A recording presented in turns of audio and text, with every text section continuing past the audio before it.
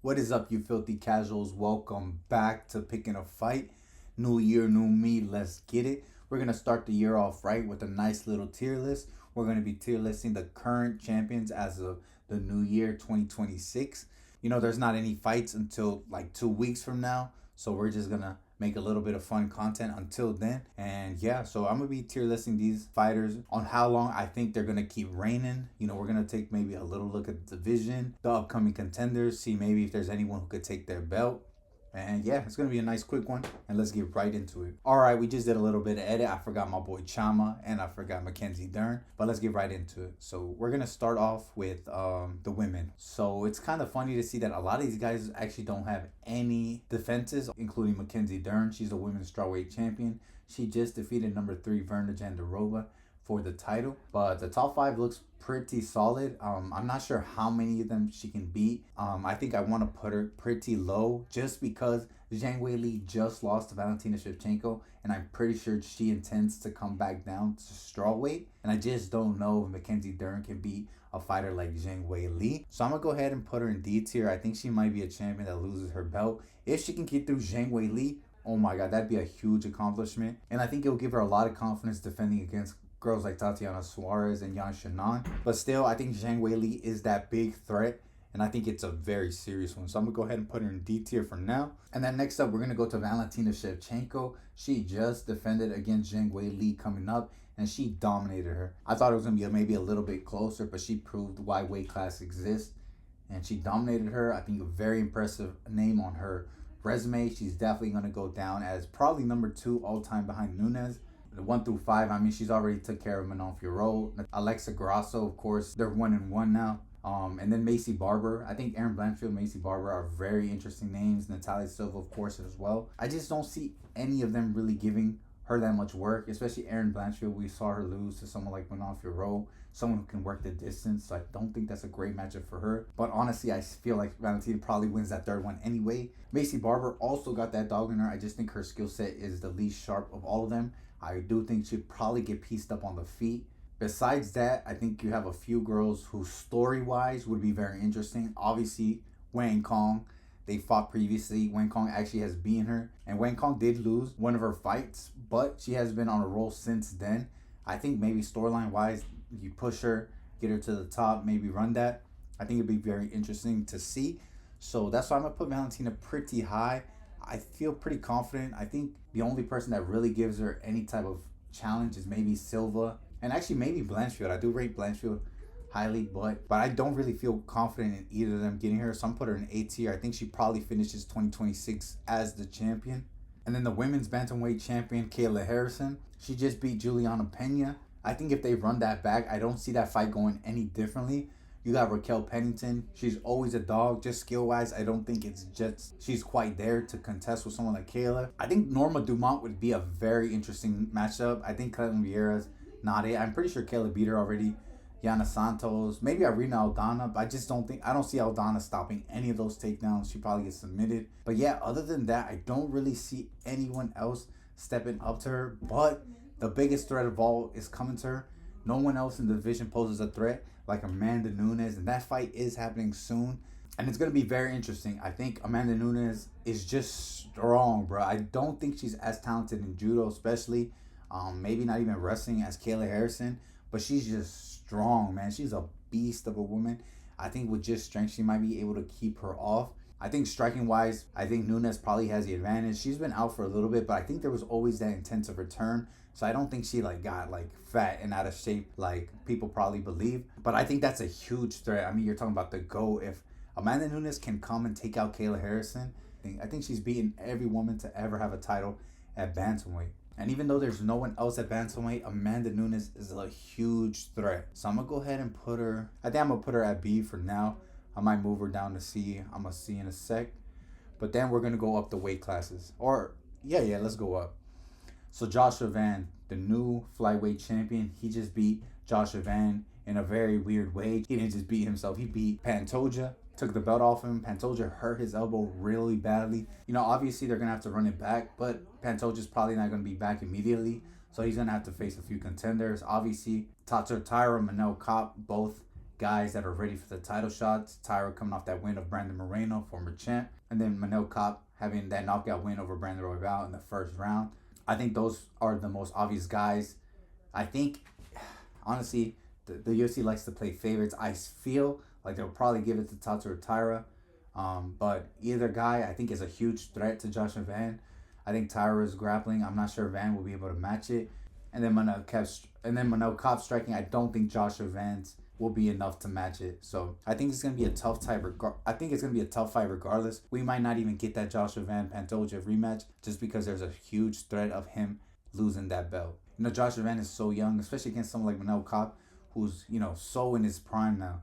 I think it's just gonna be hard for him to retain. So I'm gonna go ahead and leave him at C tier. And then next up, we're going to go with bantamweight division. Petr Yan. He just beat Merab Dvalishvili he got his get back. You know, he just got his get back. And they'll probably run that back. I think Merab's probably going to take a little bit of time off. But no, Merab probably not. If they run that back, it's going to be interesting which way it goes. I think Merab's going to be refreshed, rejuvenated. But if we see this version of Petr Yan again, I just don't see how he drops it. But even if Merab's not the one to take the belt off him, I think Umar is such an interesting fight. That Sean O'Malley fight was a really close one. Sean O'Malley beat him. A lot of people think it was a robbery. It was very close, though. I think Sean did way better than people expected him to be. Yeah, I think Umar and Sean O'Malley are probably the two guys that will probably give him issues. I do like his chance against Umar. I think they're both very, very good strikers. Petr Yan still had pretty good success against him, but I think he underestimated how much success Sean would have against him. I think this is a very interesting matchup, but I think I like Petr Yan a little more. I'll probably put him in A, maybe B, not A. I'll probably put him in A because he got two contenders in the top 5. And then next up, another champion who just got his belt back, Alexander Volkanovski, defeated Diego Lopez for the vacant title, and now they're going to actually run it back real soon at the end of this month. You know, Alexander Volkanovski defeated Diego Lopez for the vacant title, and now they're going to run it back. I think Diego Lopez, he definitely has the heart. I think skill-wise, he just isn't a good match for Volkanovski. I don't see this third fight going in Diego Lopez's favor. Obviously, in the shadows, Movsar Evloev is the number one contender. I think he's probably the biggest threat to Volkanovski. I don't think he can strike with Volk, but we know his grappling is on a different level. You know, you got Yair Rodriguez. He already beat him once. Lerone Murphy's also another guy that's probably going to get a shot against Volkanovski if he can retain. I think Evloev is next after Diego Lopez. And honestly, I don't like the Lerone Murphy matchup for Lerone. I don't know if he'll have such an easy time against Movsar Evloev. But I think if he can get through him, there's really no one else. I mean, you got guys like Yusuf Zalal coming up. Steve Garcia's on a good run. But overall, I think he should be... I think I'm going to put him in B. I think the number one contender is his biggest threat. So we're going to see how that plays out. I'm going to leave him at B for now. The next up, Ilia Topuria. You know, who even knows if he's going to fight this year? You know, if you haven't heard, he's having issues with his marriage, his kids. You know, there's a lot of things going on behind the scenes. He's going to take a break. And because of that, we're going to have that interim lightweight title between Paddy the Baddy and Justin Gaethje. So when Ilia comes back, he's going to get either one of those guys to unify the undisputed title. So when Ilia does get back, he's going to fight either one of those guys to unify the title. I think Justin Gaethje is tough. I think Ilia is just too technical for him. He might be able to bully him, but it's going to be tough against a clinical striker like Ilia. Paddy Pimblett, I know people hate him, but I think he actually is one of the biggest threats to Ilia. I think that long style, that very patient style, along with really good grappling. The only thing, Paddy's defense is trash. And we know if Ilia connects, he can put him to sleep. He did eat a big clean shot from Michael Chandler, but it was like a big looping shot. I think Ilia's will be much more technical. So it's either going to be Justin or Paddy. I think Paddy's probably the biggest threat between those two. But also you got Arman Tsarukyan waiting for his chance as well. I think Tsarukyan out of everybody is probably his biggest threat. I just think he has some really good contenders ahead of him. Obviously that Max Holloway rematch is there too. But other than that, I do like his chances though. So I'm going to go ahead and stick him in A tier. I think actually, I'll probably put him in B. I think Arman's his biggest threat, and I think Paddy is there as well. We might move him up in a sec. I'm going to have to see. And then next up, Islam Makhachev. He just won the welterweight title, beating Jack Della Maddalena. I have a feeling they're not going to run that one back. He absolutely dominated him. Of course, number 2 ranked Shakov Rachmanov. We haven't seen him in a very long time. I don't know if this is the year he comes back. He's been having a lot of injury issues, a lot of behind the scenes personal life issues. I just don't see if he comes back this year. We're going to assume he doesn't. And so that leaves Ian Machado Gary at 3. We got Michael Morales at 4, and then Bilal Muhammad at 5. You know, him and Bilal are boys. I don't see them fighting. You got Michael Morales just coming off a huge win over Sean Brady. Looked very impressive. Number 6, Carlos Prates, also had a huge performance against Jeff Neal. I think Shafkat would be an interesting fight. I don't think Shafkat's wrestling is as good as people believe it is. I think he might get ragdolled by Islam. His stance is a little too upright. It'll be interesting to see. I just don't think we're going to get to see that one. I think Ian Machado Gary is very interesting. I think skill set wise, he's not maybe as close as good of a wrestler, but I do think if anybody's going to game plan smartly against Islam, I think Ian Gary will have the formula. I just don't think he'll be able to execute. Michael Morales, same thing. The only thing, Morales is freaking huge for welterweight. Like, this guy is basically a middleweight. All right, so we got an interesting matchup in Shafkat. We got an interesting matchup with Ian Gary, with Michael Morales, Carlos Prates. A lot of interesting matchups.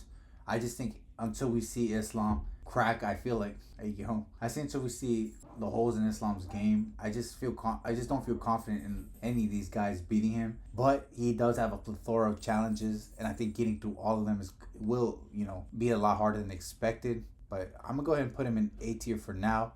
I think there's no clear number 1 guy that can best him like Ilya does with Armin, and with Volk does with Moslev, and with Evloev, and what Kayla has with Amanda Nunes. So I'm gonna go ahead and put him in A. And then next up, a new champion as well, Hamza Chimaev, dominated Dricus du Plessis. I'm not 100% sure, but I also feel like they are not going to run this one back. I think Nasruddin Imavov kind of has set himself as next up for the title shot. Right behind them, Anthony Fluffy Hernandez. Both very interesting matchups.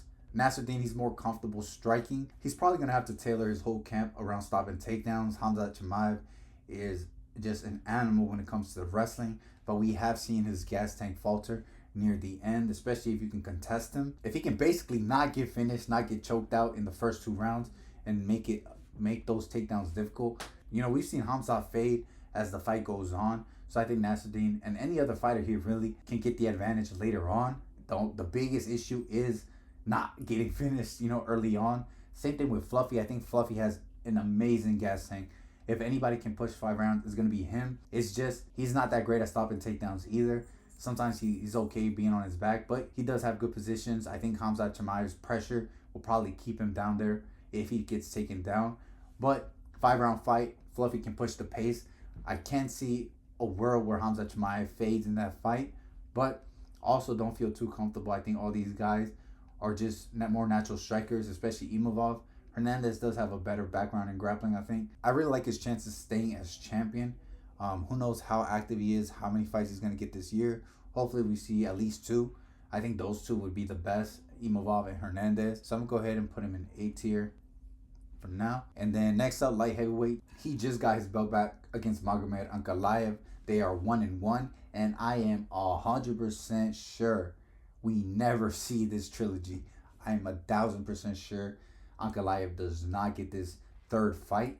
Yuri is the number 1 contender. Alex is already 2-0 against him. I think Jiri has been on a good run. Jiri's very exciting. Even though he's up 2-0 against him, I think the people and Dana White wouldn't mind seeing that 3rd fight. Yuri's just, you don't know what you're going to get with him. It's going to be interesting to see. He already beat number 4 Khalil Roundtree. Number 3 Carlos Ulberg is probably the freshest of them all. They have never fought before, and he just knocked out Dominic Reyes. He's been on a decent run. He has a very interesting style. He's very big as well, very lengthy. He likes to fight using distance, and he has good power. Other than that, I don't see anyone really else coming up to beat that. Bogdan Guskov just tied with Bohovic. Rakic just got knocked out by Azmat Mirzakhanov, and then if Mirzakhanov gets that shot, I just don't see it happening. Zhang Ming Yang just lost to Johnny Walker. Like, this division's a mess. It's just so light. Probably going to head to heavyweight if Tom Aspinall still has that belt. Or really, if anybody has that belt, they'll probably send them up. I think he finishes in S tier. I just don't think... I don't think Yuri can do it. I think Carlos Ulberg is going to have a lot of issues to solve. And probably has the best chance, if any. So I'm going to put Chama in S tier. He'll probably retire soon too, but... If he goes to heavyweight, which I don't see happening this year, but if he does go, I feel like he would be in A tier just because Tom Aspinall is not a good matchup for him. but he's not as hopeless as I think a lot of people are making it out to be. And speaking of Tom Aspinall, the heavyweight champion also has no defenses. His first defense, you know, he almost got blinded by Cyril Gahn. He's still dealing with all that stuff. I think he just had surgery. So who knows? I do think he'll be back this year. I don't think the surgery was like too serious. So he will be back. They'll probably run it back with Cyril Gahn. Maybe they give him a little warm up and run it back with Volkov. But other than that, I mean, he already knocked out Sergey Pavlovich. He knocked out Curtis Blades. I mean, technically they are 1-1, but it was because of that knee injury that first time. Waldo Cortes Acosta is a very fun one. I think he's super underrated. I just don't think technically he's on that level. But that guy got heart. There's really no one there. Maybe Alex is gonna have to come up. John Jones is probably never coming back, at least not to fight for the heavyweight title. So I don't know. I see him up in S tier. Funny enough, both these guys, if they fight, they probably both get down to A tier just because they're probably each other's biggest threats. Pereira's only a light heavyweight, but that guy is huge for light heavyweight. And so I don't think size will be a difference or will really matter that much. And so, yeah, this is kind of how I have it so far. But it's going to be interesting. Let me know what you think down below. Don't forget to like this video, subscribe. Who do you think is going to last the longest? Who do you think is going to lose their belt? Who do you think is retaining? And who do you think is each fighter's biggest threat? Do you agree? Do you disagree? Let me know down below. And it's going to be a great end of the month of fights. And yeah, protect your neck and take care.